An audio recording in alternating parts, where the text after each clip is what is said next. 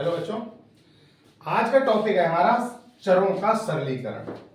ठीक है बेटा, चरों का सरलीकरण के लिए हमें सबसे पहले समझना होगा कि चर क्या होते हैं। तो जब परिभाषा के रूप में देखेंगे तो चर वे मान होते हैं जो बदलते रहते हैं। ठीक है, यानी कि चर का मान कभी स्थिर नहीं रहता है, स्थायी नहीं होता है। ठीक है बेटा, लेकिन यहां पर हम एक साधारण शब्दों में सीखेंगे। चर होते हैं हमारे जो अक्षर हैं वह, यानी कि अक्षर ही चर होते हैं। जैसे ए बी सी, या हिंदी में आ जाओ तो का खा गा, ये हमारे सभी चर हैं बेटा। ठीक है, तो चर समझ गए होंगे, जो अक्षर होते हैं हमारे वही चर होते हैं। और चरों का आज हम करने जा रहे हैं सरलीकरण। सरलीकरण से मतलब जोड़ घटा गुणा और भाग। ठीक है, तो अभी जो पहला पॉइंट है वो होगा हमारा जोड़वा, फिर घटा, फिर गुणा, फिर भाग, एक एक करके समझेंगे। और अभी आप केवल ये समझिए कि चरों का सरलीकरण यानी जोड़ घटा गुणा भाग किस प्रकार से हम कर सकते हैं, क्या क्या इनमें दिक्कत आती है या नहीं भी आती है। तो कुल मिला के चरों का सरलीकरण सीख रहे हैं हम। पहला पॉइंट जो होता है वो जोड़ और घटाना स्टार्टिंग करते हैं।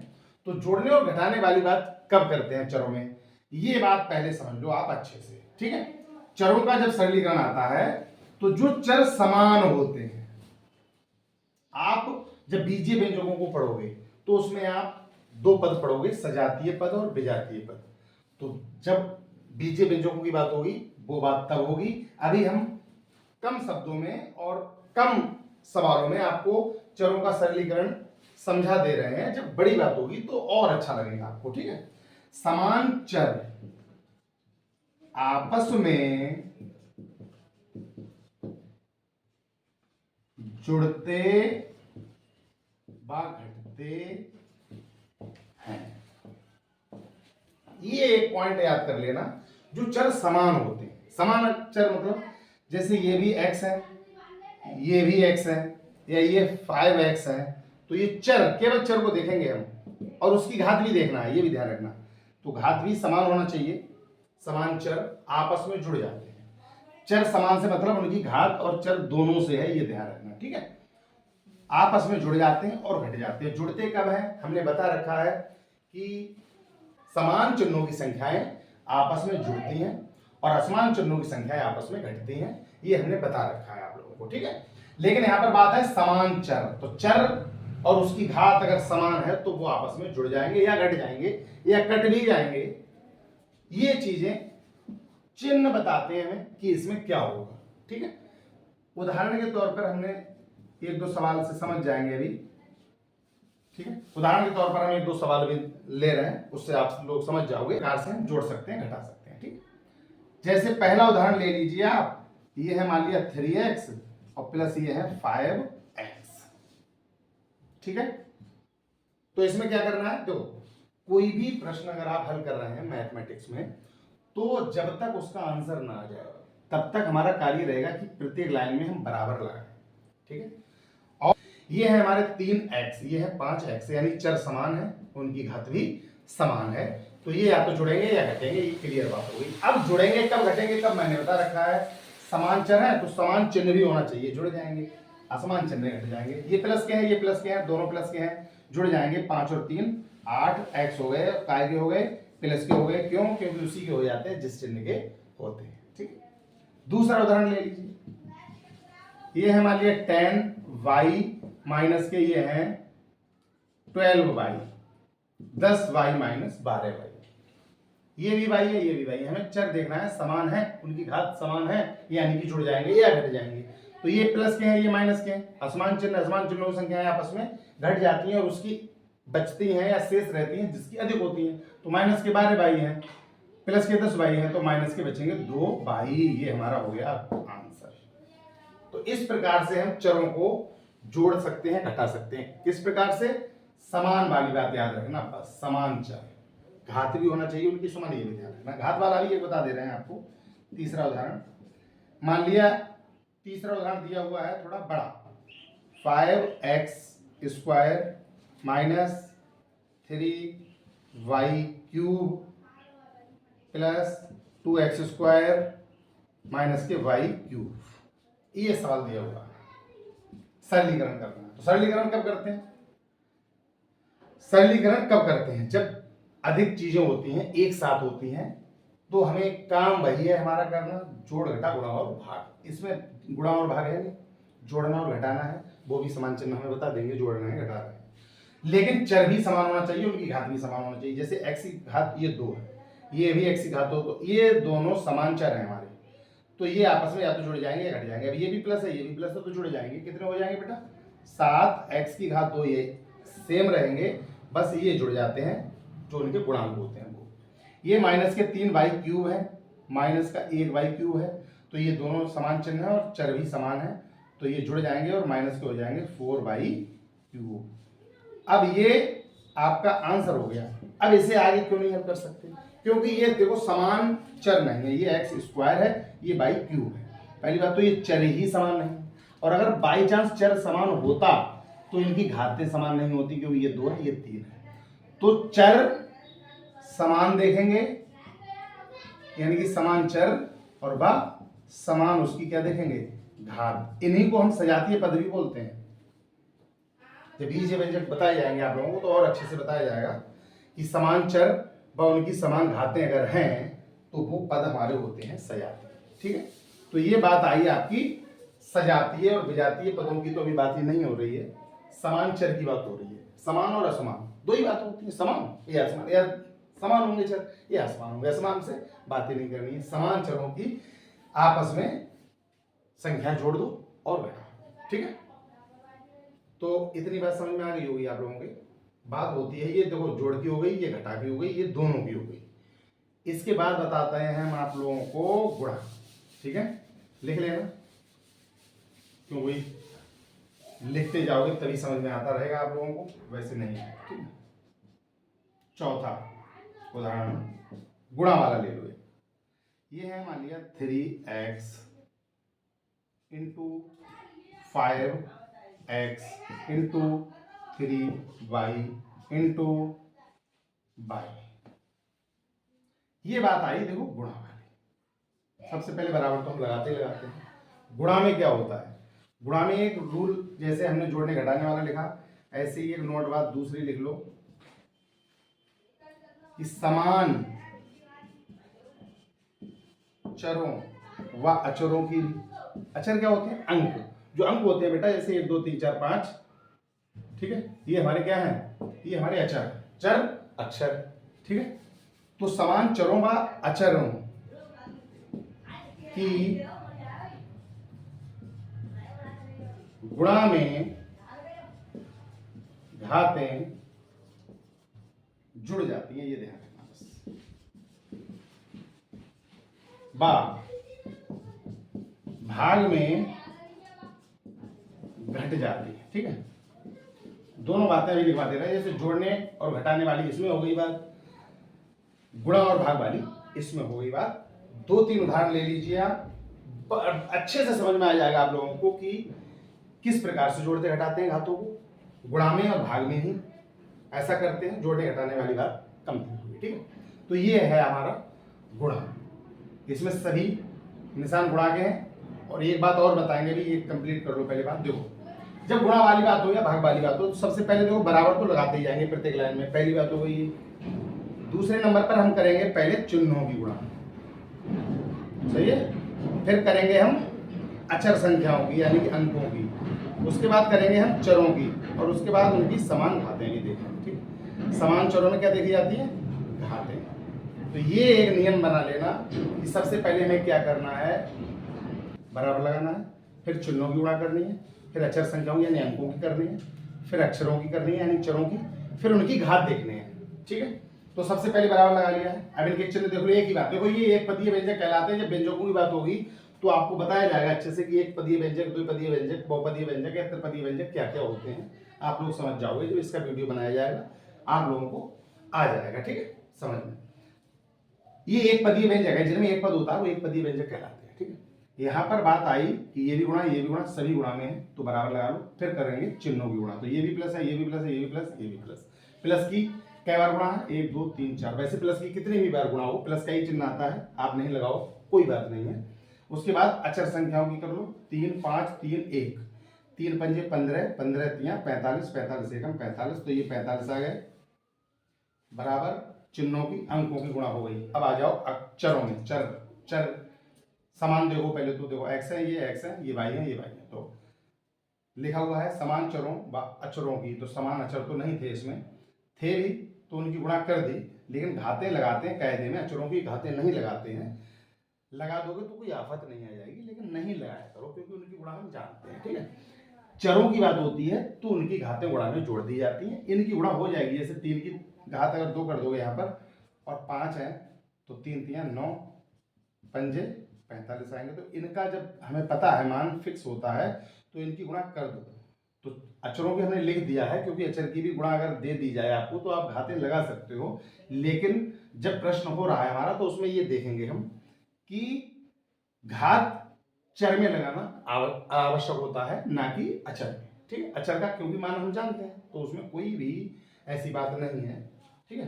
तो अचरों को हमने लिख दिया है, समान अचर हो तो उनकी घातें जोड़ जाएंगे, लेकिन करना नहीं है, आप गुणा कर दो, लेकिन चरों की घात जोड़ोगे आप, गुणा में भाग में घटा दोगे, ठीक है। तो 3 पंजे 15 तियां 45 हो गए, x की घात एक ये है एक ये है और ये समान चर है तो ये जुड़ जाएंगे, 2 हो जाएंगी, बाई ये है बाई ये है, तो बाई की घात भी कितनी हो जाएगी बेटा 2, क्योंकि एक ये है एक ये, जिसकी कोई घात नहीं होती है उसकी घात 1 होती है, क्योंकि ये बाई लिखा हुआ है तो इसकी घात 1 है, इसके गुणा में 1 है, इसकी घात बटे में 1 है, यानी कि एक जो होता है वो सभी के गुणांक में, सभी की घातों में, सभी के बटे में होता है, बट लिखा नहीं जाता है या बोला नहीं जाता है, पढ़ा नहीं जाता है, वो बात अलग है, ठीक है। तो बात आई गुणा वाली। एक सवाल और देख लो इसका, दूसरा उदाहरण, मान लिया ये दिए हैं माइनस के 3 बाई की घात 3 गुणा 2x बाई की घात 2, ये सवाल दिया है। तो इसको हम कैसे करेंगे, बराबर लगाएंगे पहले, फिर करेंगे चिन्हों की गुणा, माइनस के हैं ये प्लस के हैं तो माइनस आएगा, फिर करेंगे अचर की 3 और 2, 3 दूनी 6 हो जाएंगे, फिर करेंगे चर की, चर में समान चर देखेंगे तो x देखो पहले आता है ABCD में, ठीक है। तो पहले x देख लो, x एक इधर है घात और इधर है ही नहीं तो x ही रहेगा, ये बाई की घात 3 है, ये बाई की घात 2 है, गुणा हो रही है तो बाई की घात टोटल जोड़ के लिख दो कितनी 5, ये आपका आंसर आएगा। तो आप समझ रहे होगे बात को कि गुणा किस प्रकार से की जाती है। तो गुणा के लिए ये पॉइंट देख लेना आप, ये बातें देख लेना, और समान चर की जोड़ घटा आपने देखा ही देखा उसके पहले, ठीक है। इतनी बात समझ में आ गई बेटा। अब बात आती है भाग वाली, यही काम भाग में भी करेंगे, और ये लिखा हुआ है भाग का पॉइंट, तो यही भाग में भी काम आएगा जो गुणा में काम आएगा। जैसे भाग के लिए उदाहरण दे रहे हैं, क्या हो गए उदाहरण करके 4 5 हो गए, छठा उदाहरण ले लो। मान लिया ये दिए हैं 30x बाई की घात 3 और इसे भाग दिया जा रहा है माइनस के 5x बाई से।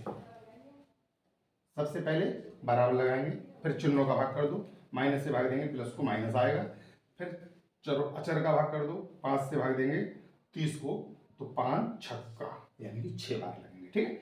अब चर में आ जाओ, चर ये x है ये भी x है, और समान चरों व अचरों की, तो अचर की तो बात ही नहीं हो रही, चर की करेंगे, गुणा में घातें जुड़ जाती हैं व भाग में घट जाती है, तो भाग में घटा दो, एक ये है एक ये है, एक में से एक जाएगा यानी x की घात बचेगी 0, एक में से एक गया 0, बाई की घात ये 3 है ये 1 है तो बाई की घात कितनी रह जाएगी बेटा 2। अब एक बात और, किसी संख्या की घात अगर 0 है तो उसका मान 1 होगा, ध्यान रखना और लिख लेना अपनी कॉपी पर, ठीक है। ये बात बहुत इंपॉर्टेंट है बेटा, किसी संख्या की घात अगर 0 है, जैसे मान लिया ये 10,000 लिखे हुए हैं, ठीक है, इसकी घात अगर आपने 0 लगा दी या फिर लगी हुई है तो इसका मान 1 आएगा, ये ध्यान रखना, ठीक है। तो कोई भी संख्या सही है उसकी घात अगर 0 है तो उसका मान कितना आएगा बेटा 1 आएगा, ठीक है। तो इसका मान 1 आएगा, तो माइनस के 6 हैं, गुणा यहाँ पर 1 लिख दो, फिर गुणा लगा दो, यहाँ पर चिन्ह नहीं है, अभी बताएंगे यहाँ पर चिन्ह नहीं होता है तो क्या होता है, घात 2 कर दो, तो माइनस के 6 बाई की घात 2, ये आपका आंसर आ जाएगा। ये डायरेक्ट भी कर सकते थे लेकिन मैंने इसलिए बताया, ये बात आपको क्लियर हो जाएगी, किसी की घात 0 हो तो मान क्या आता है, ये बात नोट कर लो ये बात। तो हमने अभी क्या क्या सीखा बेटा, समान चर या अक्षर, समझ गए होंगे। जैसे x है तो x ही होना चाहिए सब, y की घात 3 है तो y की घात 3 ही होना चाहिए सब।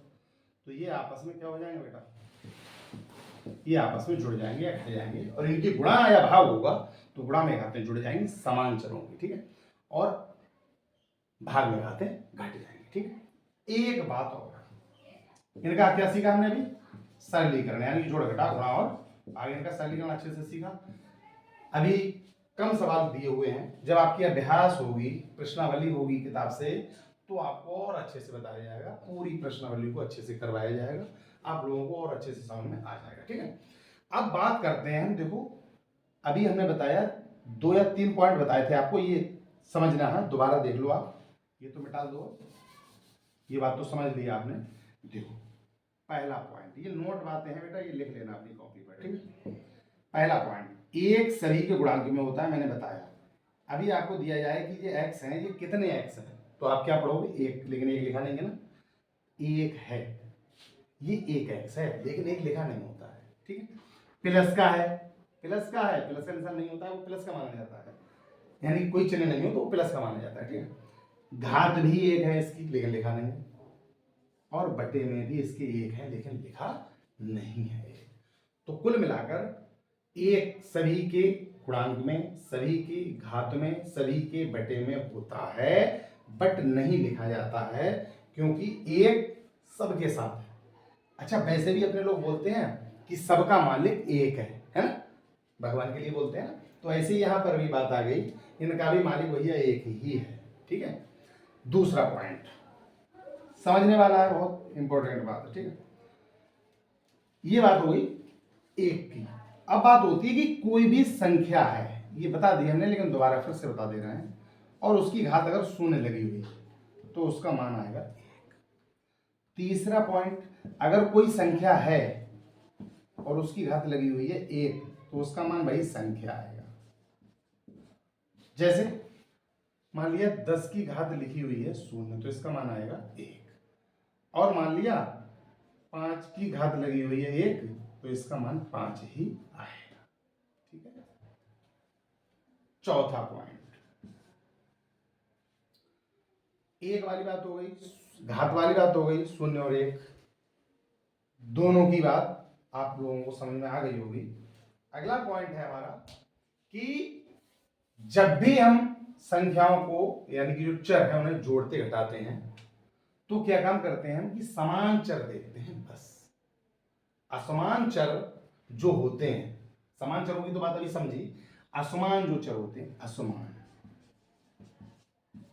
असमान चर चिन्ह लगाकर जोड़े व घटाए जाते हैं बस।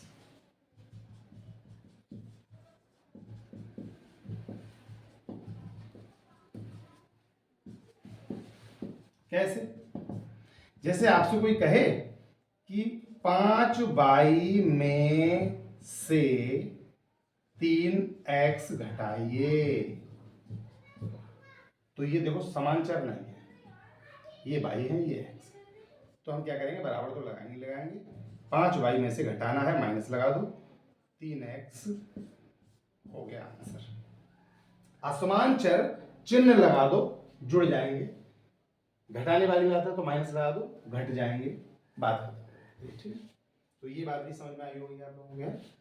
असमान वाली बात हो तो इन्हें सजातीय और विजातीय पद भी बोला जाता है। समान चर तो सजातीय पद हो जाते हैं, और असमान चर तो वो विजातीय पद हो जाते हैं। जब बीजीय व्यंजकों में आप पढ़ोगे तो समझोगे कि सजातीय और विजातीय पद क्या होते हैं, ठीक है।